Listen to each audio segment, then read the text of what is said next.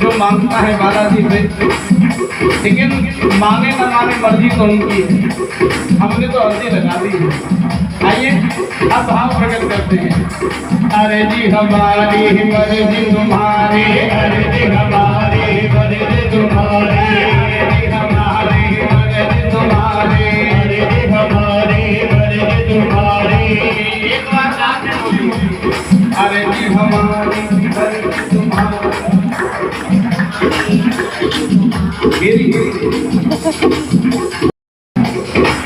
अभी कलाम को कह दिया, अरे जी हमारी ये सच्चाई है, इनकी मर्जी रहना चाहिए।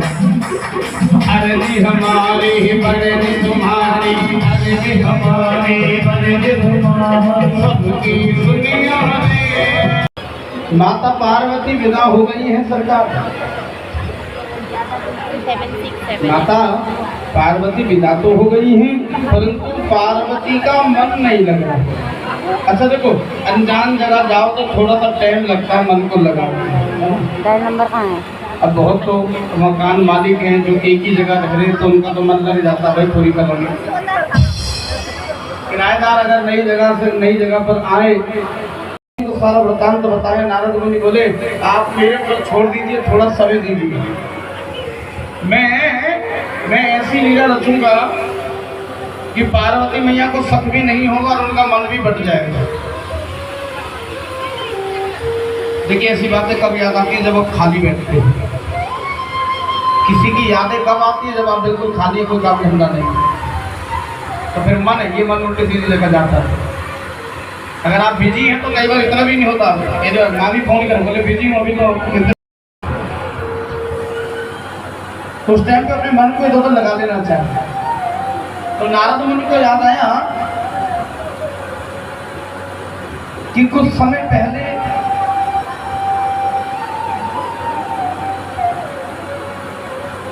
ऋषि अत्रि ने तपस्या करी थी और तीनों देवता प्रकट हो गए। तो तीनों देवताओं से ऋषि अत्रि ने वरदान प्राप्त किया था कि मैं तुम तीनों को अपने घर में बाल रूप में देखना चाहता हूँ। ये नहीं बोला कि पैदा होना।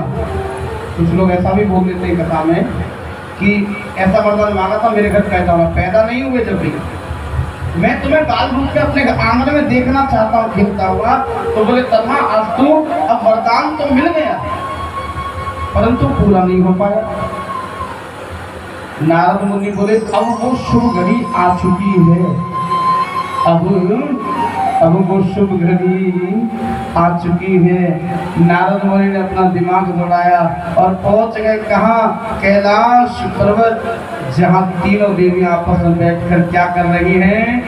अच्छा, तीन देवी साथ बैठे तो क्या करती हैं?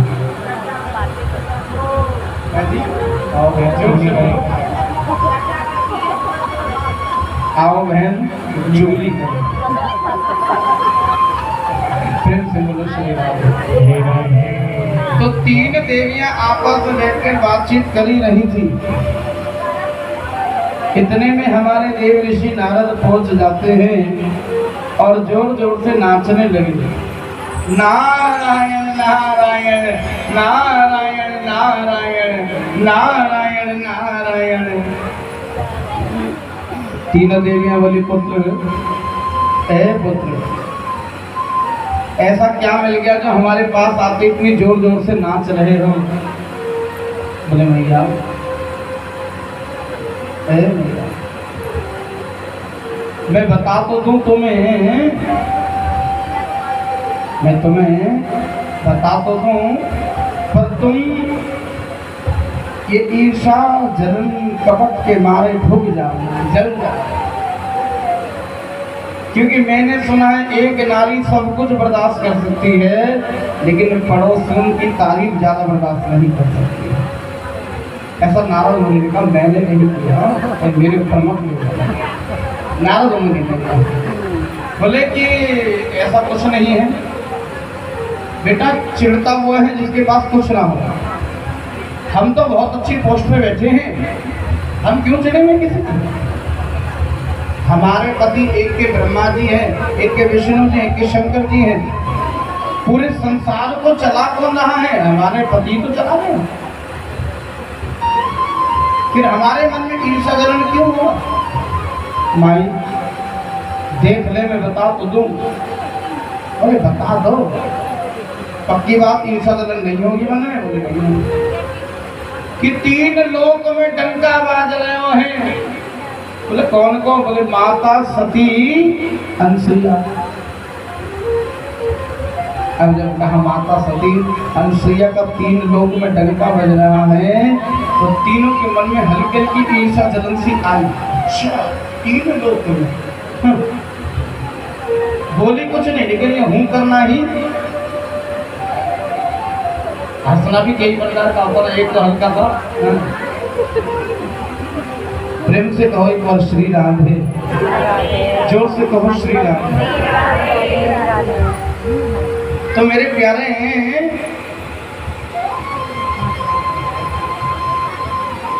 कहने लगी कि हमसे भी बड़ी है। नारद मुनि ने 100 बातों की एक बात कही, और जानते हो क्या कहा? कि तुमसे बड़ी की तो बात छोड़ दो, बात करें तो तुम उनके चरणों की भी धूल नहीं हो। जरूरी नहीं है इंसान पोस्ट से ही बड़ा बनता है, जरूरी नहीं है कि इंसान पैसे से ही बड़ा बनता है। कुछ इंसान स्वभाव से भी तो बड़े बनते हैं। मेरे भैया, प्रभु जी की सुंदर सी लीला है आज। तीनों देवियों को जब कहा कि तुम चरणों की भी धूल नहीं हो, तो ये तीनों देवियों से बात झिली नहीं। राजन जब ये बात नहीं झिली, तो नारद मुनि बीच बोल के तो चले गए। अब तीनों देवता आए, तो तीनों देवियां मुंह फुलाकर खड़ी। अरे प्रिय, क्या बात हो गई? आज कुछ गुस्सा लग रही है। स्वामी, हम नाराज हैं अपने आप से। क्यों? क्या हुआ है? कुछ बातें हमारे मन में हमें छू रही हैं। अरे प्रिय, बात तो बताइए, हुआ क्या है? जो पूछे सही सही बताना। दुनिया में हमसे ज्यादा कोई सुंदर है? अच्छा भाई, पत्नी कैसी भी हो, पर तारीफ करते रहना चाहिए अगर रोटी टाइम पे खानी है तो। तीनों देवता बोले नहीं, तुमसे ज्यादा सुंदर कोई नहीं है पूरी दुनिया में। अच्छा, फिर हमसे ज्यादा विद्वान कोई है? बोले दुनिया मूर्ख है। दुनिया मूर्ख है, तुम्हारे आगे तुम ही समझदार हो। मेरे भैया, जब ये वाली बात बोली तो कहने लगी, फिर ये बता दो 3 लोक में डंका क्यों बज रहा है? बोले किसका? माता सती अनसुईया का। तीनों देवता बोले ओहो, ये कारण है। प्रिय, क्या तुम उनसे चिढ़ रही हो? नहीं, हम तो नहीं चिढ़ रहे। तो फिर कहना क्या चाहती हो? बोले उसका नाम पूरे 3 लोक में क्यों हो रहा है? बोले प्रिय, ये ईर्ष्या और जलन ही तो है। चलो बात छानबीनी करो उस व्यक्ति की कि वो व्यक्ति तुमसे आगे कैसे निकला। तुम उससे भी अच्छे कर्म करो और उससे आगे निकल जाओ। नहीं, तुम्हें उनकी परीक्षा लेने जाना ही पड़ेगा। तीनों देवियों ने त्रियाहट कर दी, 2 दिन भोजनों का त्याग कर दिया। तीनों देवताओं को झुकना पड़ा। तीनों देवता जैसे झुके तो परीक्षा लेने जाना पड़ा, और जैसे तीनों देवता जोगी का रूप बनाकर भिक्षा लेने गए हैं तो अलग लगाया, भिक्षाम देहि, भिक्षाम देहि। मैया बहुत भोली थी, बहुत। उसे दुनिया से कोई मतलब नहीं था। मैं केवल भक्ति में रहती थी, ज्ञान में रहती थी। कहीं सत्संग हो, कीर्तन हो, वहाँ जाकर आनंद लेती थी। जगह जगह धर्म का प्रचार करती थी। जैसे अनिता जी बताया कि मैं सुंदर कांड करती हूँ और मुँह जवानी पूरा सुंदर कांड याद रही, बहुत बड़ी बात है। अब जैसे यहाँ कीर्तन मंडली बैठी हैं, मिथिलेश देवी जी, कृष्णा जी और भी इनकी टीम तो और भी होंगी इनके साथ है, काफ़ी जनी है ये। एक ये बैठी भोजन जी हमारी, प्रेम से बोलो श्री राम। चलो जो भी है, कीर्तन तो मैंने कहा था ना, प्रभु का भजन लेने करने में कोई बुराई नहीं है। सर्वस्व है धर्म का प्रचार करना, सर्वस्व है धर्म का प्रचार करना।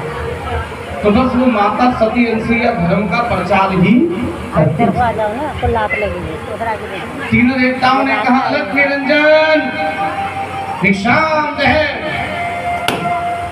भोली सी मैया बाहर निकल कर आई, मांगो महात्मनु मांगो, हे महात्मनु क्या चाहिए आपको? माता जो तुम दोगी वही लेंगे, परंतु क्या, परंतु ये सेठानी जब भी करना में से रुपये भागवत कथा में समर्पित करें, उनका हमसे भूमि मगर कर दिया से बहुत आशीर्वाद। मेरी मैयाओं, परंतु क्या? तीनों देवता बोले जो तुम दोगे वो देंगे, परंतु तुम्हें पहले वचन देना पड़ेगा। अब मैया को लगा वचन क्यों मांग रहे हैं, लेकिन मैं तो गरीब हूँ, उससे लेंगे भी तो क्या ले पाएंगे? एक कुटिया है मेरे पास, इस कुटिया में मैं गुजारा करती हूँ और मेरे पास कुछ ऐसा है भी नहीं। मैया भोली थी, क्या मालूम था मैया को के सामने वाले क्या मांगने वाले हैं। मैया श्रद्धा और भाव में बहती हुई मैया ने वचन दे डाला, बोले मांगो जो तुम कहोगे वही दूंगे। वचन हुआ, तीनों देवता बोले मैया जो तू देगी वही लेंगे, परंतु बोले अब क्या परंतु तुम्हें नगीन अवस्था में भिक्षा देनी होगी। प्रेम से बोलो श्री राम। जब ये कहा कि नगीन अवस्था में भिक्षा देनी होगी प्यारे, तो मैया सुनते ही हतबक हो गई, क्योंकि मैया को उम्मीद भी नहीं थी कि ये कुछ ऐसा मांग लेंगे, क्योंकि संत लग रहे हैं सामने। और संत का तो अर्थ वही है जो मन को वश में कर ले, हृदय को प्रभु के चरणों में रंग दे। लेकिन इन्होंने तो मांगा तो क्या, नगीन अवस्था में भिक्षा। भैया घबरा गई, बोले अब क्या करूं? माता आदि शक्ति का ध्यान कर मां, तू जानती है अब से आगे तक भी और अब से पीछे तक का भी मैंने शादी जरूर करी है, पर हम पति पत्नी ऐसे रहते हैं जैसे बहन भाई आपस में। सच्चाई है, तभी उनके कोई संतान नहीं थी, पढ़कर देखना पहले। तो बाद में अब कथा सुना रहा हूँ कैसे संतान हुई, ये भी समझ श्रवण करना। ऐसे रहते थे कुछ संत रहते हैं आपस में। शादी इसलिए करी थी बच्चों के लिए नहीं, शादी इसलिए करी थी कि बुढ़ापे में एक दूसरे का सहयोग मिल जाए, साथ मिल जाए। बस कहते हैं ना, बेटा बेटी बड़े हो जाए तो सब अपने अपने हो जाते हैं। बेटा बहू का हो जावे, बेटी पति की हो जावे, लास्ट में बसते कौन है? बुढ़े बुढ़ी आई है ना। तो फिर सारा क्या था, बोले चाय पियेंगे बैठ के, चलो आपस में बातचीत करते रहेंगे, ऐसे बुढ़ापा कटेगा। प्रेम से बोलो श्री राम। यही सहारा है, ये सच्चाई है साहब। कहते ना जवानी कट जाती है, लेकिन प्रॉब्लम आती है बुढ़ापे में। मेरी मैयाओं, मैया घबरा गई, क्या करो? माता आप शक्ति मेरी रक्षा करो। हाथ में जल दिया और जैसी छिड़का तो तीनों देवता 6-6 महीना के शिशु बन गए। मैया ने जैसे हाथ में जल दिया, माता आदिशक्ति का ध्यान करके, मेरी लाज तेरे हाथ में है, मेरे जीवन की डोर तेरे हाथ में है, चाहे तो डबो दो सरकार, चाहे तो पार लगा दो सरकार। जैसी जल छिड़का तीनों देवता 6-6 महीना के शिशु बन गए। मैया बोल गई मैं समझ गई। ये मेरी माँ ने मुझे हिंट दे दिया। मेरी आंगन में मेरी कोख में 3 बच्चे दे दिए, और बच्चे कौन है? ध्यान मगन होकर देखा तो ब्रह्मा, विष्णु, महेश। जो दुनिया को चलाते वो मेरे बच्चे बन गए। अंदर ले गई, एक को चुप करा, दूसरा रोवे, दूसरे को चुप करा, तीसरा रोवे। अब मैया पहले सोच रही, पहले वचन पूरा कर लो, क्योंकि 6 महीना के बच्चे को ये ज्ञान नहीं होता कि उनकी मैया ने वस्त्र पहने हैं या नहीं पहने। होता है क्या? 6 महीने के बच्चे अंदर गई, नगरी अवस्था में आ गई, भिक्षा देने लगी। लो अब जैसी मेरी मैया भिक्षा देने लगी तो तीनों से कहा भिक्षा ले जा रही है, तो रोए जा रहे, रोए जा रहे, रोए जा रहे। इतने में इनके पति, कौन थे इनके पति? अभी तो बताया माता सती से के पति, अभी नाम बताया था, अनुसुईया मैया। देखा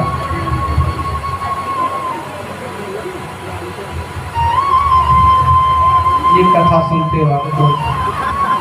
बोलो, मुझे नहीं पता। अनुसुईया मैया। हाँ, अत्रि ऋषि, अत्रि ऋषि आए और उन्होंने देखा, प्रिय तुम और हम तो संत हैं, फिर ये संतान कहाँ से आ गई? कौन के बच्चे ले आई? पड़ोसियों के लिए आई क्या? नहीं जी, आपके ही हैं। अजी हाँ, हमारे 1 नहीं 2 नहीं 3। ध्यान मगन होकर देखा तो ब्रह्मा, विष्णु, महेश। बड़े धन्य है प्रिय, आज इन्होंने अपना वचन पूरा कर दिया। अंदर गए, कितने में समय व्यतीत हुआ, समय और व्यतीत होता जा रहा। तीनों देवियां परेशान, मेरे पति नहीं आए, मेरे पति नहीं आए, मेरे पति नहीं आए। तो नारद मुनि आए हैं सामने से, और हमारे नारद मुनि ने कहा कि मैया को चिंतित लग रही हो। बोले हाँ, हमारे पति नहीं आए। कहाँ भेजे थे? बोले हमसे गलती हो गई नारद मुनि, पहले तो हमें क्षमा कर दो, हमने माता सती अनुसुईया की परीक्षा दिलवाई थी। बोले मैंने कहा था ना कि स्त्रियों में ईर्ष्या जलन होती है, स्त्री जेंट्सों से नहीं चिढ़ती, नारी नारी से ही चिढ़ती है। ये सच्चाई है। दावत में भी जाते हैं आप लोग, कहीं खाने पीने जाए तो अच्छे से बन ठमर के, इसलिए कि पड़ोसन क्या कहेंगे, इसमें कपड़े भी नहीं पहनते। और ज्यादा अच्छे कपड़े पड़ोसन पहन के आ जाए तो फिर नजर वही रहती है, कहाँ से सिलवाए हो ये सोचते हैं। मैं बताइए, मैं भी सिलवाऊंगी, वही तो बहुत बढ़िया सिलो है। प्रेम से बोलो श्री राम। तो राजन आज कहने लगे नारद मुनि, क्या चाहती हो? बोले ये बता दो, हमारे पति ठीक तो हैं? बोले इतने ठीक है, इतने ठीक है कि कभी तुमने भी इतना ठीक अपने पति को नहीं रखा होगा। अच्छा, ऐसा कहा दे रही है वो, जो हमने अपने पति को कभी नहीं दिया, कभी गोदी में झुलाया अपने पति को। तुम्हारे पति गोदी में झूलने, बोले शुभ शुभ बोलो। बोले नारद नारद, मेरे नाम का अर्थ है जो मेरी बात को वो रद्द नहीं कर पाता। जो बोलता हूँ पत्थर की लकीर होता है, समझ रहे? नारायण नारद मुनि के नाम करते नारद, जिसकी बात को कोई आज तक रद्द ना कर पाया। वो मजाक में जरूर बोलते थे, लोग उनकी बातों को मजाक में लेते थे, लेकिन उनकी हर बात में बड़ा ज्ञान छुपा हुआ है। जो काम करते हैं वो लोगों को उद्धार के लिए ही करते हैं। गोदी में झूल रहे हैं। बोले अब कैसे मिलेंगे? बोले वो भी घमंड में गए, तुम भी घमंड में जाओ। वो 6 महीना के शिशु बने, तुम कन्या बन जाओ। बोले नारद मुनि तरीका तो बताओ कैसे मिल सकते हैं? बोले देखो, दुनिया में किसी से कुछ लेना हो तो एक तो जुबान पे मिठास लिया हो। एक बात हमेशा याद रखना, यहाँ अगर कोई बिजनेसमैन बैठा है, कोई नौकरी वाला व्यक्ति बैठा है, तो अगर कोई बिजनेस या नौकरी करते हो और सक्सेसफुल नहीं हो रहे हो तो अपनी जुबान को सुधार लीजिए, अपने स्वभाव को सुधार लीजिए। मार्केट लाइन में ऐसे ही कामयाब नहीं हो जाता हर व्यक्ति। जब तक जुबान में मिठास नहीं होगी आप कभी कामयाब नहीं हो सकते, कभी सक्सेसफुल नहीं हो सकते। एक व्यक्ति है, प्रोडक्ट बेचने का तरीका होना चाहिए। एक बेच रहा है, ले लगा ले भाई, तब चले, कोई गारंटी नहीं है कब खराब हो जाएगी मेरा, इंसान की गारंटी नहीं है ना। और एक सर ये प्रोडक्ट बहुत अच्छा है, कोई गारंटी, सर ब्रांड है, ब्रांड की क्या गारंटी लोगे आप? दुनिया बहुत भरोसा करके खरीद रही है, एप्पल फोन दुनिया खरीद रही है, चल रहा है ना, ये ब्रांड है, विश्वास कीजिए, तरीका है। आप कोई सामान बेच रहे, पड़ोसी बोला 10 रुपए कम है, अरे कोई बात नहीं, कर ले जाइयो, क्या दिक्कत है? ध्यान देना, कस्टमर बन रहा है। एक माल तुमने सस्ता दे दिया आज ना, कल दूसरा माल तुम महंगा दोगे, खुश होकर ले जाएगा, उसका विश्वास बन जाएगा तुम्हारे पर। ये तरीका होता है मार्केट में जमने का। मैं कितनी जगह जागरण करता हूँ, कितनी जगह चौकी करता हूँ। मैं जागरण 4 लाख 5 लाख वाला भी करता हूँ, और जागरण में 31,000 वाला भी करता हूँ। अब आपको 4 लाख का कौन सा? लखवीर सिंह लखा के जो कॉस्ट है 1.5 लाख रुपए, बम्बई में रहता है, बाई ईयर आता है। जब कोई लखवीर सिंह लखा जैसे कलाकार को बुलाता है तो 1.5 लाख की तो पेमेंट वही अकेला ले जाता है। उसके बाद फिर और बड़े बड़े सिंगर जैसे आपके कन्हैया मित्तल जी, उनकी डिमांड अगर आप कॉल करोगे तो आपसे 8 लाख मांगेंगे, और हम जैसे कॉल करते हैं तो 4 लाख रुपये डिमांड है। पंजाब से आते थे मेरी भैया, हर व्यक्ति, हर कलाकार के अपनी अपनी डिमांड है। वही जागरण 4 लाख में भी हो रहा है, जागरण वही 31,000 में भी हो रहा है, और कोई गरीब हो तो 21,000 में भी करते हैं। जिसका बजट कम हो उसको 21 में भी करके देते हैं, पूरी टीम लगा के देते हैं, दरबार लगा के देते हैं, साउंड लगा के, झांकी लगा के, सारा काम करके देते हैं। लेकिन मेरी भैया ध्यान से सुनना, हर चीज का भाव अलग अलग हो जाता है। ये रेट इन कलाकारों के किसने बढ़ाए? मैं आपसे पूछता हूँ, आप जैसे लोगों ने तो बढ़ा दिए भाई, बहुत अच्छे अच्छे भजन गा रहा है, रेट बढ़ा दिए। वही भजन आजकल के नॉर्मल कलाकार भी गा रहे हैं। मेरी भैया, प्रभु जी की सुंदर सी लीला ये कथा ज्ञान देती है कि अहंकार तो तीनों देवियों का नहीं रहा, तीनों देवताओं का घमंड नहीं रहा मेरी भैया, तो फिर तुम्हारी और हमारी औकात क्या? आज की आपने प्रथम कथा सुनी है, अब मैं आपको आगे की ओर लेके चलता हूँ, जिस कथा का नाम है समुद्र मंथन की कथा। यहाँ पर हमारे सुखदेव मुनि ने राजा परीक्षित को कथा का वाचन करते हुए बड़ी सुंदर कथा सुनाई है, समुद्र मंथन।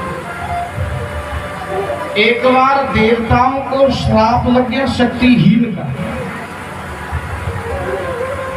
जब शक्तिहीन का श्राप लगा ना मेरे प्यारे,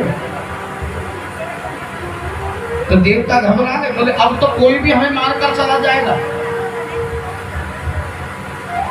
यकीन करना, समय जब खराब हो तो कुत्ते भी शेर बन जाते हैं। प्रेम से बोलो श्री राम। तो देवता घबरा गए, बोले करें तो क्या करें? विष्णु भगवान के पास गए। विष्णु भगवान ने कहा एक काम करो। बोले क्या? सरकार तुम समुद्र मंथन करो, और समुद्र मंथन में 14 रत्न निकलेंगे, जिसमें 14वां रत्न है अमृत। उस अमृत को तुम ग्रहण कर लेना, जिससे तुम्हें कोई भी मार नहीं पाएगा। मेरे प्यारे, प्रभु जी की सुंदर सी लीला है। आज मंथन कैसे करें प्रभु जी? इसके लिए तुम्हें राक्षसों के साथ समझौता करना पड़ेगा, कॉम्प्रोमाइज करना पड़ेगा। कहने लगे ठीक है प्रभु। राक्षसों के आगे हाथ बढ़ाया, और मेरे प्यारे समुद्र मंथन का भाव प्रकट किया। राक्षस बोले हमें क्या मिलेगा? बोले 14 रत्न निकलेंगे, 7 तुम्हारे और 7 हमारे। मेरे प्यारे समुद्र मंथन हुआ, लेकिन कैसे? मद्रांचल पर्वत लेकर आए।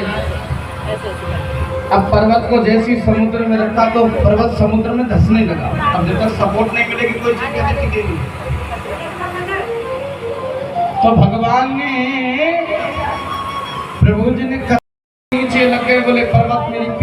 और मंथन करो वासु का मेरी मियाँ सर्प की रस्सी बना दो। एक तरफ देवता एक तरफ राक्षस लग गए। मंथन की तैयारी, मंथन हो रहा है और जैसी मंथन होने लगा है चट्टानी चल रही है मंथन में जोर लगाकर भाई मंथन चले जा रहा है। और जब मंथन हुआ तो मंथन में सर्वप्रथम क्या निकला मेरे प्यारे? सर्वप्रथम जो निकला है क्या लगा वो कालकुट विष निकला, जहर निकला। जब विष निकला है तो जहर कौन पीना चाहता है? अब यहाँ समोसे बटे तो हर कोई खाए, ब्रेड पकोड़े बटे तो हर कोई खाए, गर्मा गर्म सब्जी पूरी मिले तो हर कोई खाए, लेकिन साहब अगर उसमें निकले जहर और कह के जहर पी लो तो कोई पिएगा? पिएगा कोई? वैसे तो हर इंसान आजकल जहर पी रहा है ना? जहर पी पी के जिंदगी को चला रहा है। कैसे? देखिए सांप तो काट कर जहर फैलाता है, इंसान बोल कर ही। प्रेम से कहो श्री राधे। तो आज मेरे प्यारे जहर निकला, विष्णु जी क्या करें? राक्षस भाग गए, हम नहीं पिएंगे। देवता भाग गए। अरे देवता, दुनिया में देव बहुत हैं पर महादेव एक है। एक काम करो, ये जहर महादेव को पिला दो। भोले हैं,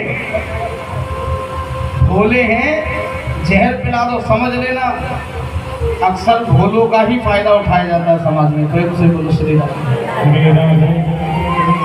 जहर लेकर गए, बोले बाबा बाबा।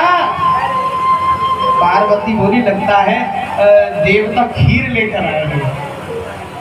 देवता खीर लेकर आए हैं, महादेव अंदर है, पिला दो।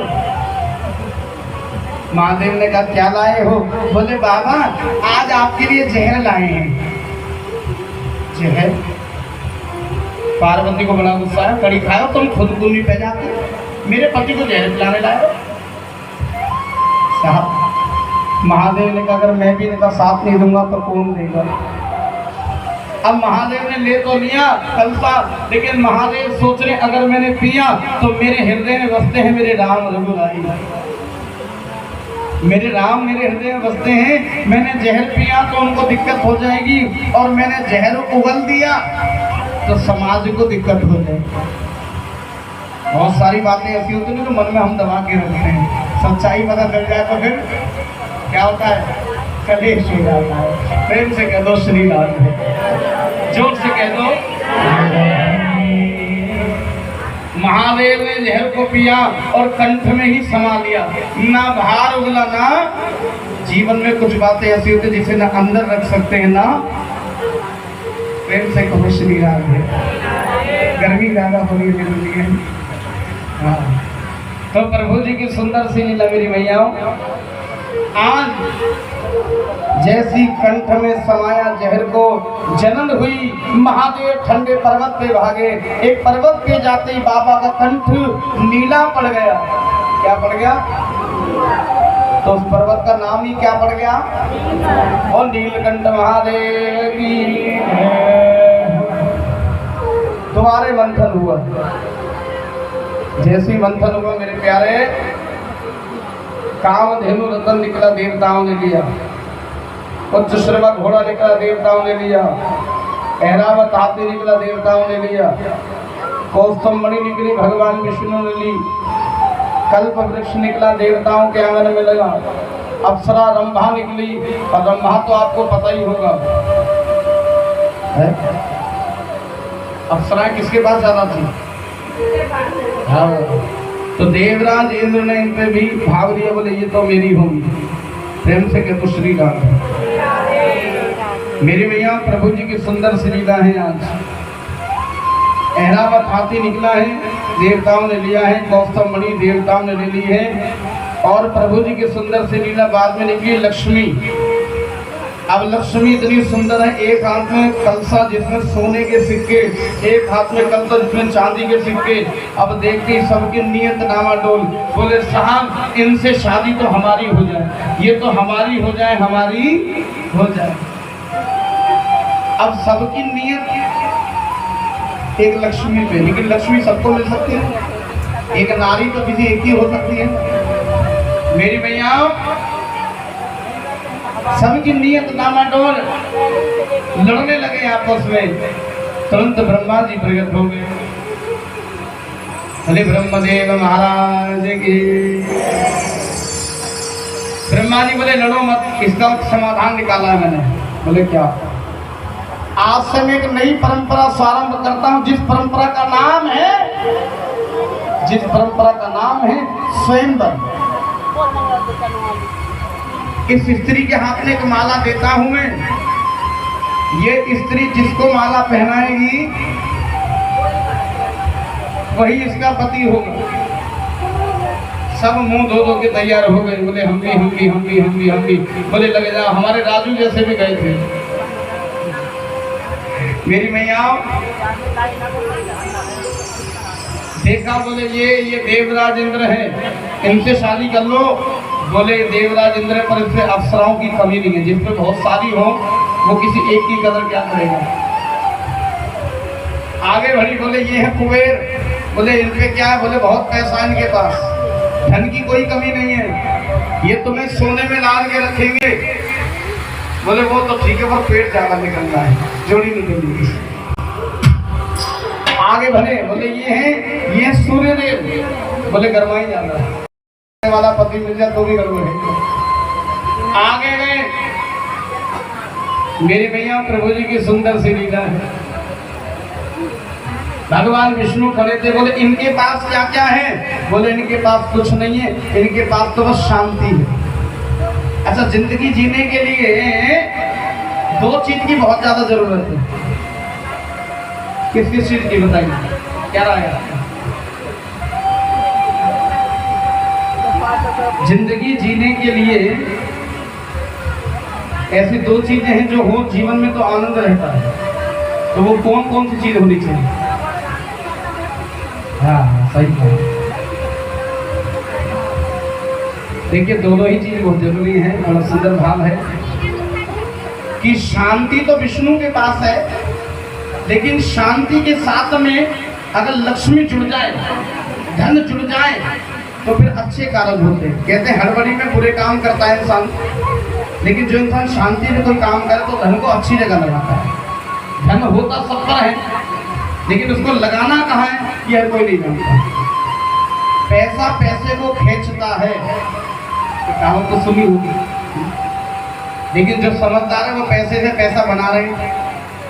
जो मूर्ख है वो पैसे को खत्म कर रहे हैं।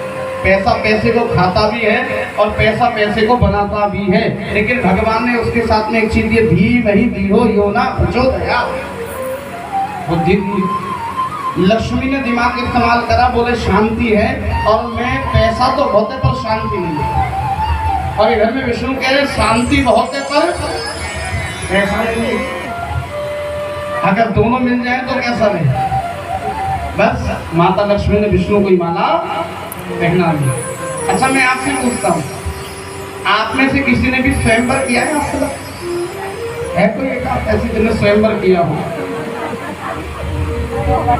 नहीं किया?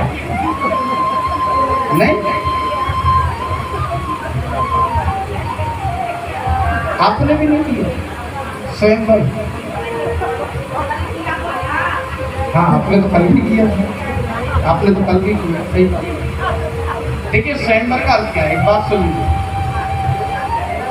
जो आपके गले में वरमाला डलती हो स्वयंवरी होता है। वरमाला फेरे से पहले वरमाला कराई जाती है। पहले सुनिएगा ढंग से, फेरे बाद में होते, पहले वरमाला होती है। वरमाला में सबसे पहली माला कौन डालती है? स्त्री, स्त्री नारी, सही कहा। पहली माला का ऑप्शन आपको मिलता है। अगर आप उसको स्वीकार करोगे तो ही आगे के कार्य होंगे। अगर आपने माला डालने से मना कर दिया तो फिर चाहे वो पंडित जी हो चाहे कोई भी हो, जबरदस्ती कोई नहीं कर सकता। ये कानून भी कहता है और ये शास्त्र भी कहता है। प्रेम से बोलो श्री राम। हाँ, फर्क इतना है कि वहाँ बहुत सारे नहीं थे, वहाँ एक ही था, है ना। तुम्हारे स्वयंवर में सिर्फ एक ही था, तो ऑप्शन एक ही पे पहना या ये भी स्वयंवर था। प्रेम से बोलो श्री राम। तो आज लक्ष्मी का विवाह हुआ है। आइए स्वयंवर को आगे की ओर, इस कथा को आगे की ओर बढ़ाते हैं। बड़ी सुंदर लीला है मेरे प्रभु जी की। उसके बाद निकली है वरुणी देवी। ये वरुणी देवी बहुत बुरी चीज है, जिसके घर में आ जाए, देखो लिमिटेड आए तो ठीक, अनलिमिटेड आए तो घर में कलेश। वरुणी देवी समझते हो कौन है? नहीं समझा। मदरा को वरुणी देवी कहा गया। उसके बाद प्रभु जी की सुंदर सी लीला, चंद्रमा निकले हैं, नवग्रह ने ले लिया, परिजाति वृक्ष निकला जो बड़ा ही शुभ होता है घर में लगाना, पंचजन्य शंख निकला है, देवताओं ने लिया है, और लास्ट में निकला है धनवंतरी। क्या निकला है? धनवंतरी अमृत। 14 अमृत को देख सबकी नीयत डामाडोल। राक्षसों ने कलसा उठाया और कलसा लेकर भाग गए। अब तो देवता मुंह की तरफ देखते रह गए। विष्णु बोले देख क्या रहे हो, भागो पीछे पीछे। अब सभा में बैठे सभा लगी, राक्षसों ने कहा दे दो इनको अमृत, बोले नहीं देंगे। तो विष्णु ने दिमाग दौड़ाया, दुनिया में ऐसी कौन सी शक्ति है जो बिना लड़े किसी भी व्यक्ति से कुछ भी छीन सकती है अपनी डाल। बताइए कौन सी शक्ति है ऐसे? नहीं, शक्ति का नाम बात कर रहे हैं, मानते हो ना तुम, है ना? हाँ, चलो शुक्र है तुमने माना तो सही कि नारी शक्ति ऐसी बनवा के बिहारी रहा लगी। तो भगवान ने सोचा क्यों ना मैं कि कोई नारी का रूप धारण करूं, तो भगवान बन गए विश्व मोहिनी। मोहिनी मतलब जो मन को मोह ले, मोहिनी रूप धारण करा और पहुंच गए उनके पास। छम छम छम छम छम, ये कटीले नैन है, ये टेढ़ा टेढ़ा देखना, कभी गर्दन नीचे कर लेना और कभी गर्दन ऊपर करना। मेरे प्यारे, राक्षस बोला तुम कौन हो प्रिय? बोले मैं 15वां रतन, तुमने मुझे तो देखा ही नहीं। अरे पर क्या फायदा नारी तुम्हें देखने का? क्या फायदा? क्योंकि मुझे पता है तुम भी अगर शादी करोगी तो देवताओं से करोगी, हम जैसे राक्षस शादी करना कौन चाहता है? बोली ना ना ना ना ना, मुझे तो तुम ही बहुत सुंदर लगे, मैं तो तुमसे ही शादी करूंगी। राक्षस बोला सच्ची? बोली मुच्ची। तो फिर डाल दो मेरे गले में माला, देर मत करो बिल्कुल भी, क्या पता कब भाव बदल जाए तुम्हारा। देवी बोली मैं तुम्हें माला पहना तो दूं, परंतु परंतु क्या प्रिय है, तुम में एक कमी है कि तुम जिद्दी बहुत हो। बोले प्रिय अभी 2 मिनट तुम्हें हमें मिले हुए हैं और तुमने मुझे परख भी लिया कि मैं जिद्दी हूँ। बोले बहुत ज्यादा। तो देवी अजमान होगी, मैं जिद्दी नहीं हूँ। बोले यही तो कमी है, इंसान को अपनी कमी कभी नजर ही नहीं आती। चलिए मैं आपको परखती हूँ, परीक्षा लेती हूँ। नजर घुमाई, नजर घुमाते घुमाते वही अमृत का कलसा रखा था। क्या रखा था? अमृत का कलसा। देवी बोली इसमें क्या है? बोले प्रिय इसमें अमृत है, जो पिएगा वो अमर हो जाएगा। बोले तो फिर ठीक है, तुम्हारी मेरी शादी की खुशी में इसमें जो पतला पतला अमृत होगा ना, जो ऊपर का, वो तो मैं इन कुर्सी पे बैठे देवताओं को पिला दूंगा। अब जो देवता ऐसे बैठे, और जो अंदर गाढ़ा गाढ़ा बचेगा उसे उंगली से ऐसे निकाल के तुम्हें चटाऊं। अब जब ऐसे बोलो ना चटाऊं तो और भाव तो है नहीं, बोले कर दो देखी जाएगी जो मर्जी। प्रेम से बोलो श्री राम। अब पिलाने लगे, भगवान ने इशारा कर दिया देवताओं को, बोले ये तो लाभ है वो, तुम पियो। भगवान इसे नजरों से पिला रहे हैं और इन्हें मटके से पिला रहे, बोले पी लो जल्दी। लेकिन राहु की नजर पड़ गई। राहु बोला हमारा सरदार तो है वो बाबरो। राहु ने तुरंत, अब चाहे केतु कह लो राहु कह लो, दोनों एक ही वैसे तो मेरी भैया, राहु ने दिमाग इस्तेमाल करा, तुरंत देवता का रूप धारण करा और देवताओं में जाकर बैठ गए। अब भगवान सबको देख नहीं रहे थे, पिलाए जा रहे थे, किसने भी तुरंत लिया और पी लिया। सूर्य और चंद्रमा ने देख लिया। सूर्य चंद्रमा बोले प्रभु राहु। भगवान ने तुरंत विष्णु रूप लिया, चक्र लिया, उसकी गर्दन धड़ से अलग कर दी। एक बन गया राहु और एक बन गया केतु। गर्दन कटते समय जहां इसका ब्लड गिरा, ब्लड में रक्त में खून, जहां इसका खून गिरा वहां से प्याज की उत्पत्ति हुई। स्वामी जी कहते हैं गर्दन जब कटी तो इसके शरीर में हल्का सा मवाद बना और मवाद से लहसुन की उत्पत्ति हुई। देखिए स्वामी जी कहते हैं जो लोग वैष्णवी हैं, एक बात ध्यान देना, जो वैष्णवी लोग हैं वो इसीलिए लहसुन प्याज नहीं खाते क्योंकि राक्षसी आहार का है। वैसे ये कुछ लोगों के लिए बड़ा फायदेमंद है। हाँ, जिनकी नई शादी हुई हो या जिनके हार्ट की प्रॉब्लम हो उनके लिए बहुत फायदेमंद है चीज। तासीर गर्म है, लेकिन जो लोग वैष्णवी हैं, जो भक्ति में हैं, मैं निवेदन करूंगा भाई वो लहसुन प्याज का त्याग करें। जो लोग तुलसी माला धारण करते हैं, इसके नियम में ऐसे नहीं, कुछ लोग शौक में तुलसी माला धारण कर लेते हैं, नहीं कि आप तो नहीं खाती हो, मुझे पता है।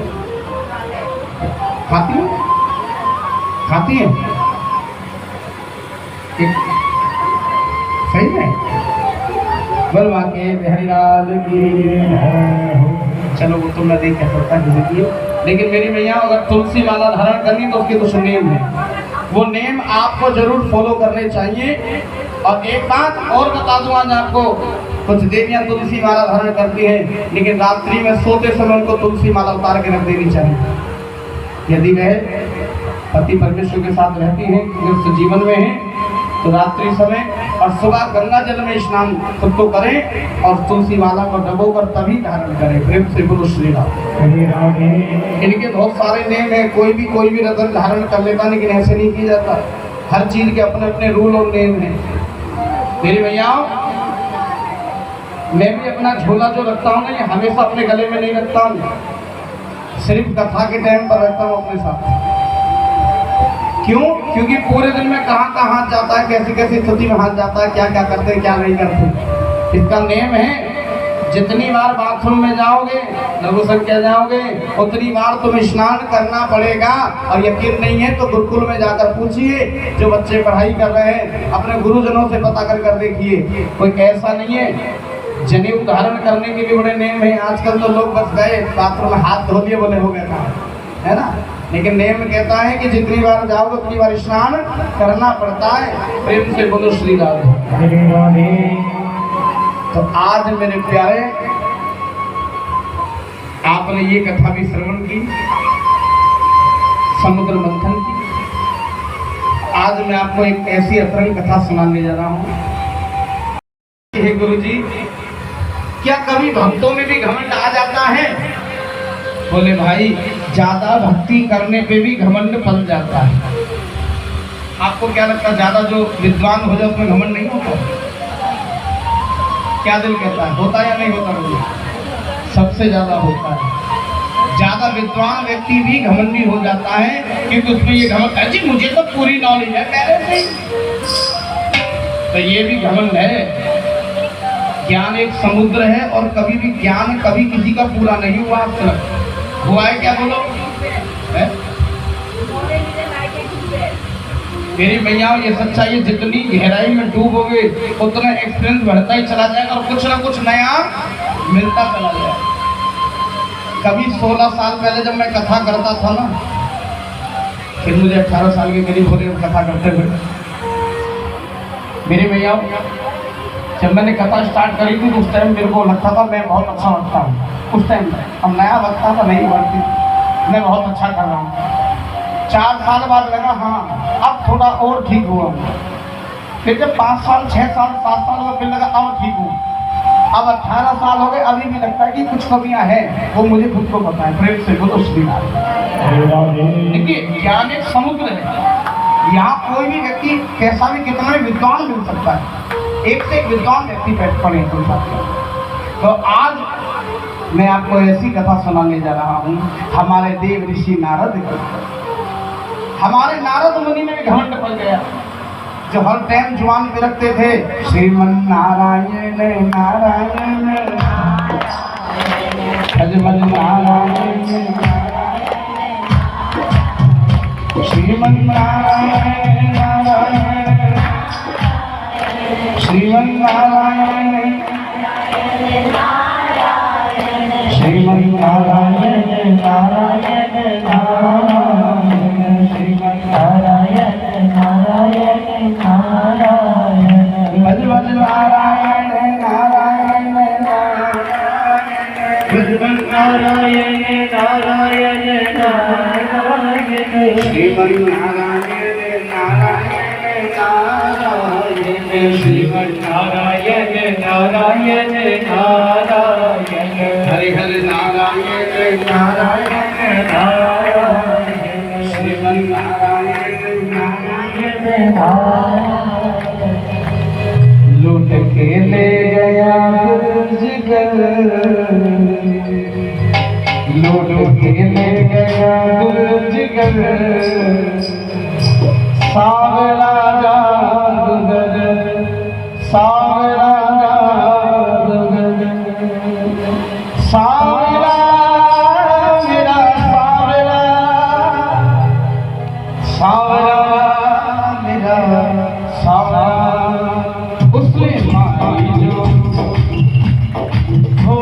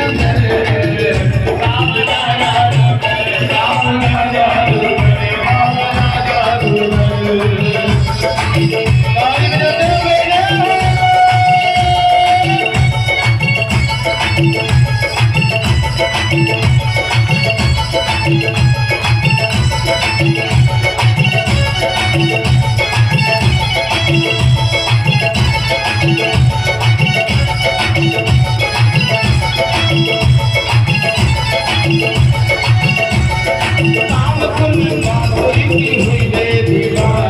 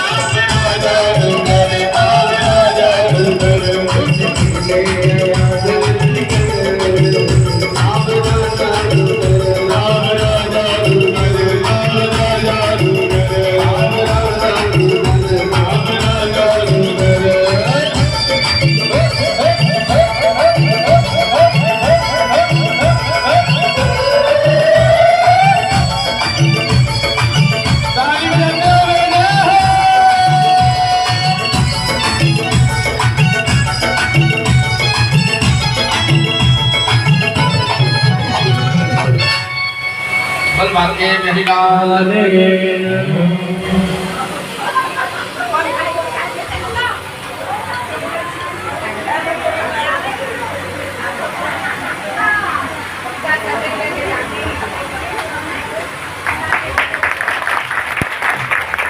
बल मार के